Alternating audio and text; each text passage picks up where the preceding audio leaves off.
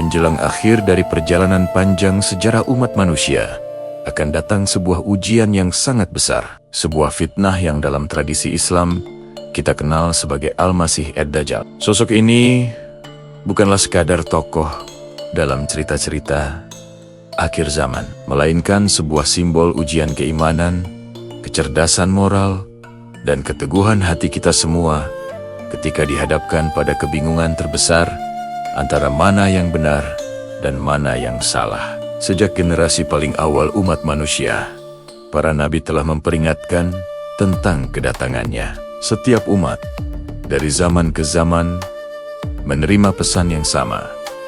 Akan datang suatu masa ketika kebenaran tidak lagi terlihat dengan jelas, dan kebatilan justru hadir dengan wajah yang begitu meyakinkan, begitu menarik. Peringatan ini bukanlah untuk menimbulkan ketakutan, melainkan sebuah panggilan agar kita mempersiapkan diri, membentengi diri dengan iman yang kokoh dan akal sehat yang jernih.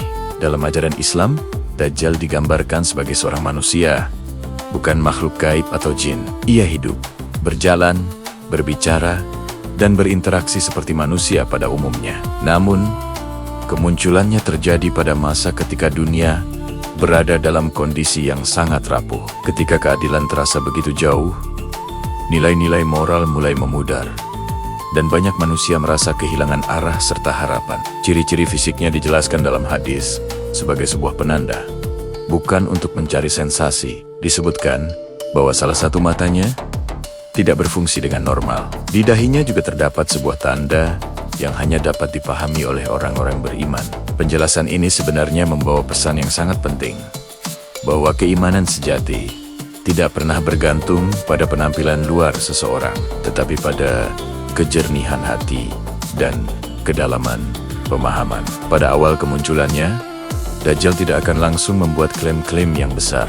Ia akan hadir sebagai seorang figur yang menawarkan solusi. Ia berbicara tentang ketertiban, kesejahteraan, dan pemulihan dunia yang sedang lelah ini. Kata-katanya terdengar sangat rasional. Pendekatannya begitu persuasif, banyak orang akan mendengarkannya. Bukan karena keyakinan yang mendalam, tetapi karena rasa putus asa yang melanda mereka. Dalam fase inilah, Dajjal digambarkan mampu menampilkan hal-hal yang oleh manusia awam akan terlihat sangat luar biasa. Alam seakan-akan merespons setiap perintahnya. Kehidupan materi terlihat membaik bagi para pengikutnya. Namun, Islam dengan tegas menekankan bahwa semua itu bukanlah bukti ketuhanan. Itu semua adalah sebuah ujian yang diizinkan oleh Allah untuk mengukur seberapa teguh iman seorang hamba. Rasulullah telah mengingatkan kita bahwa pada masa itu, indera manusia tidak selalu dapat dipercaya. Apa yang terlihat menyenangkan di mata belum tentu membawa kebaikan, dan apa yang tampak menakutkan justru belum tentu membawa keburukan. Pesan ini mengajarkan kita tentang pentingnya kebijaksanaan dan kerendahan hati dalam menilai sebuah realitas. Seiring berjalannya waktu, klaim Dajjal akan semakin berkembang. Dari yang tadinya hanya seorang pemimpin, ia mulai menempatkan dirinya pada posisi yang tidak semestinya, posisi yang melampaui batas kemanusiaan. Disinilah ujian menjadi semakin berat. Sebagian manusia akan tetap bertahan pada keyakinan mereka. Sebagian lainnya akan mulai merasa ragu, dan tidak sedikit yang akhirnya memilih mengikuti arus demi mendapatkan rasa aman dan kenyamanan sesaat. Dalam tradisi Islam, disebutkan bahwa Dajjal akan menjelajahi hampir seluruh penjuru bumi. Namun, ada dua tempat suci yang tidak akan pernah bisa ia masuki: Makkah dan Madinah. Kedua kota ini digambarkan sebagai simbol perlindungan iman, sebuah benteng di mana nilai-nilai spiritual dijaga dan disaring dari segala bentuk kepalsuan. Rasulullah juga telah memberikan kita panduan praktis agar tidak terjerumus dalam fitnah besar ini. Salah satunya adalah dengan membaca dan merenungkan surat Al-Kahfi. Kisah-kisah di dalamnya berbicara tentang ujian kekuasaan, ujian ilmu, ujian harta, dan ujian kesabaran. Semua tema ini sangat relevan sepanjang zaman.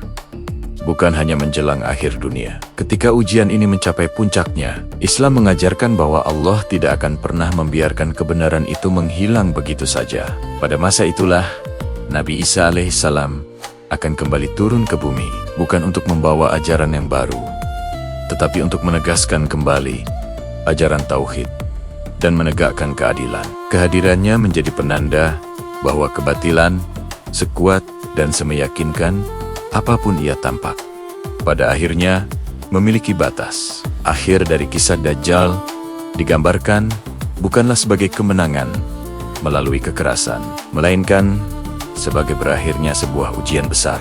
Manusia kembali diingatkan bahwa kekuasaan yang sejati bukanlah terletak pada kemampuan untuk mengendalikan dunia, tetapi pada kesetiaan kita kepada kebenaran, bahkan ketika kebenaran itu tidak populer. Kisah Dajjal sejatinya bukan sekadar cerita tentang masa depan yang jauh di sana. Ia adalah cermin bagi kita di setiap zaman, tentang bagaimana kita sebagai manusia menghadapi arus informasi, menghadapi godaan kekuasaan, dan menghadapi janji-janji besar yang menggiurkan. Ini adalah tentang pentingnya iman yang selalu disertai dengan akal, dan keyakinan yang selalu diiringi dengan kerendahan hati. Karena pada akhirnya, fitnah atau ujian terbesar bukanlah terletak pada sosok Dajjal itu sendiri, melainkan pada pilihan yang kita ambil setiap hari. Apakah kita akan tetap berpegang teguh pada nilai kebenaran, atau kita akan menyerah pada apa yang tampak meyakinkan